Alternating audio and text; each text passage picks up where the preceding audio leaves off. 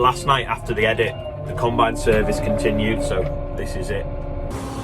After you all sat down watching the video last night, the lads from class were still here finishing off the combine. So they've got it over here now, and we're talking up to make sure that the tracks are all tight, blowing some dust off it, checking some hub levels as well.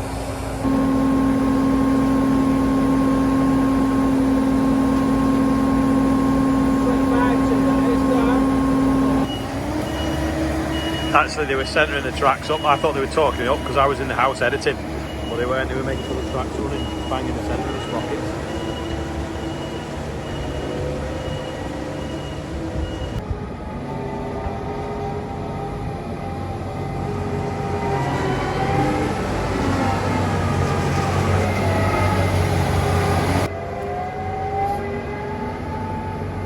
Take 3.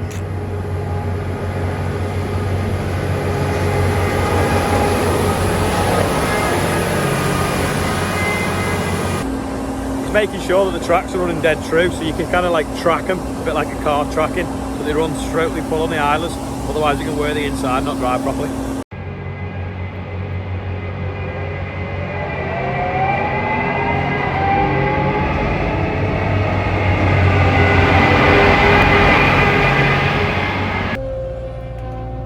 I'm just stockpiling up the green waste that's come in last night and over the weekend, and then we can ship it again on Monday. Well, the Merlot's bleeping at me because it must be in the wrong mode and the dashboard really needs cleaning.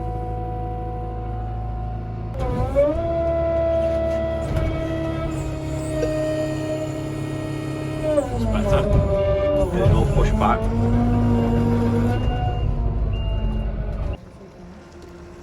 Must be walkies time. The van's gone, it got took yesterday, didn't it?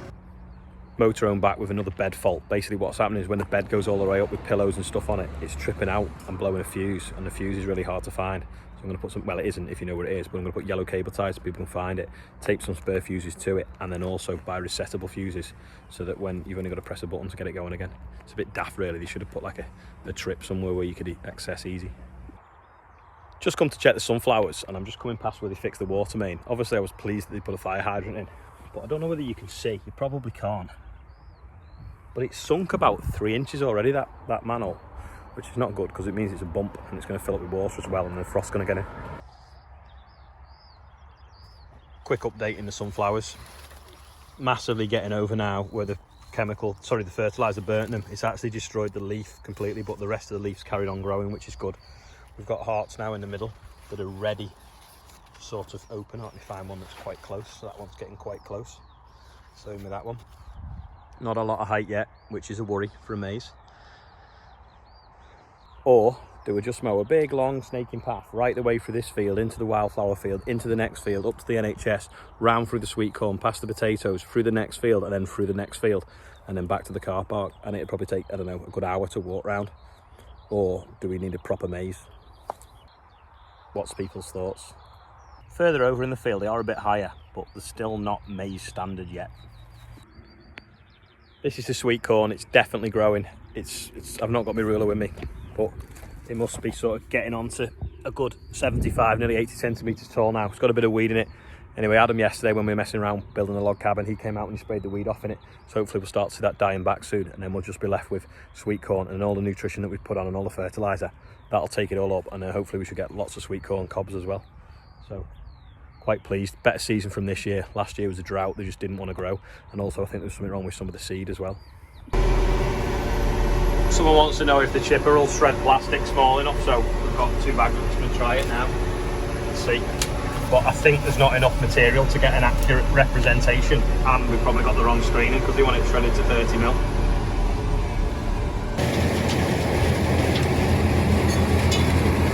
Well, it's shredded it. Like confetti.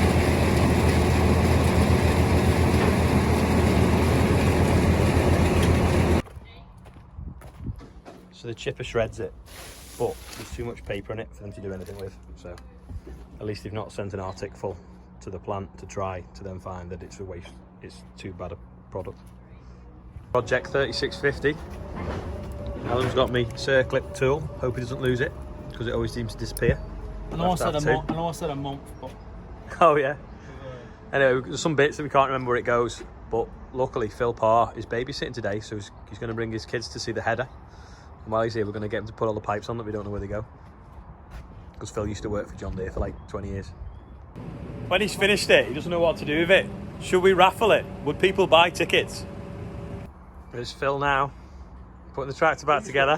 Just turn wheels, see which one bladders. Phil's the oracle on John Deere's and needs a YouTube channel telling people how to fix them, we think. Phil off the farming for him, actually. Top tip, if you're doing a tractor up, do it up quick, because if you do it up over 18 months, you forget where everything goes. What? If you're doing a tractor up, you do it up quick rather than over 18 months, otherwise you forget where everything goes. You have to get the expert in. Just in a field of spring beans now. I'm a bit disappointed in them, to be fair. I don't know whether it was the hot temperatures a few weeks ago or the dry spell at the beginning, or the fact it's now gone wet and cloudy, but they're just not flowering anymore.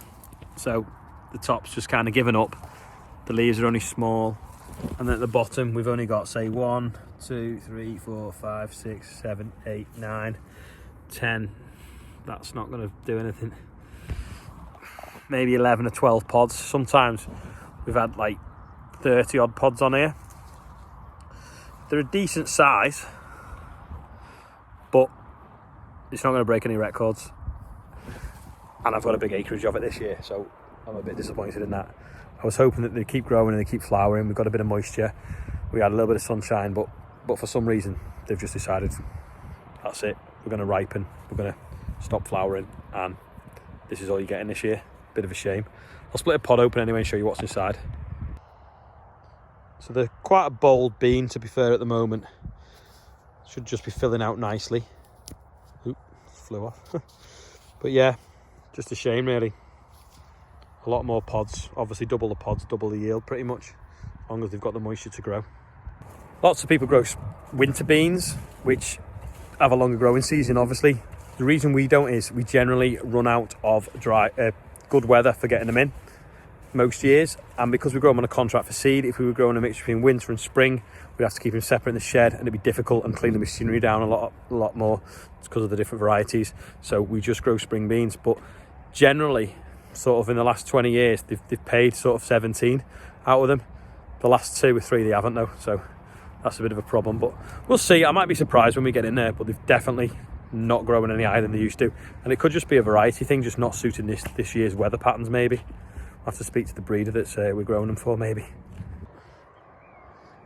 this patch next to me here, this is where we had the potatoes last year. So we dug the potatoes and then we just kind of worked the ground, left it, and then we had some seed left, so we decided, we'll put some sweet corn in so it's not far to walk from the yard.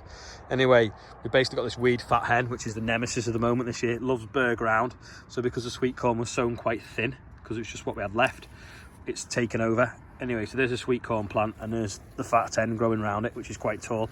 Anyway, it was sprayed yesterday just like the other big field was, so hopefully this will start dying off now and we'll leave these behind and they can capture all the light and all the nutrients and keep growing.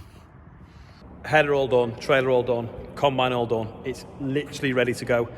The only thing they need to do now is do a bit of a calibration on the GPS once we start combining, and to do that apparently we've got to cut in a figure 8 in a field. So really we want to do it in one that we're going to chop the straw, which probably won't be a field of barley because barley straw can be worth a bit of money. Anyway, next dry day, hopefully, if it's sunny, can get it out, have a play. Things won't quite be ready, but it won't matter because we can put it through the grain dryer and the biomass will dry it cheaply. So we can basically have what we'd call, if you were rallying, a shakedown where we test the combine out, make sure everything's working on it, no niggles, no problems before we get into it, and it's relentless every day. You know, we want to know if there's something not been bolted together because they might have done it on a Friday and it falls off. We know we found it before we're in the thick of it. So as soon as we can go, we'll go with it. We try to do this every year, pick a field close to the farm in case we need any parts or any tools, different things, and we go out and we try it and get going with it. Anyway, we're not so far off now, probably maybe Monday or Tuesday next week. Monday though, I probably won't get a chance because I've been invited to go around the JCB factory and see the new fast track built, and I'm going there in a very exciting way as well, so that should be quite good on Monday. So I'm not just sure how much I can film in the factory, but we'll see what we can do anyway. Had a nice present in the post off Sarah from DSV, so thank you for that. Hats always make me look a little bit simple, so it's difficult to get one that doesn't make my ears stick out and make me look simple, but this one may not, we'll have to see. But thanks for that. I think I was supposed to try and catch up with your cereals, but I forgot. But got it, great. Oh yeah, DSV is a plant breeder and they sell seed, so sometimes the oilseed rape we grow is from them. Before I go any further, I need to wish Andrew Heath happy birthday. It was the other day, but it got lost in the inbox, so happy birthday to you for watching as well. Also, we hit 16,000 subscribers yesterday while the video was uploading, so I never mentioned it yesterday because I hadn't hit it yet, but by the time the video had uploaded for yesterday, I had, so that's amazing. I'm still about 20% behind though on having enough income from YouTube to pay for the abatement that is going to be arriving in probably 3 weeks' time. So please click the like, click the subscribe, tell your friends.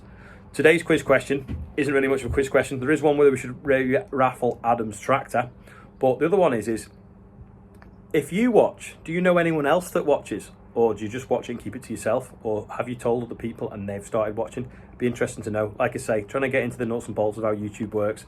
And then I can obviously try and make the channel better, make the farm more profitable, and also try and make it more interesting for you that are watching.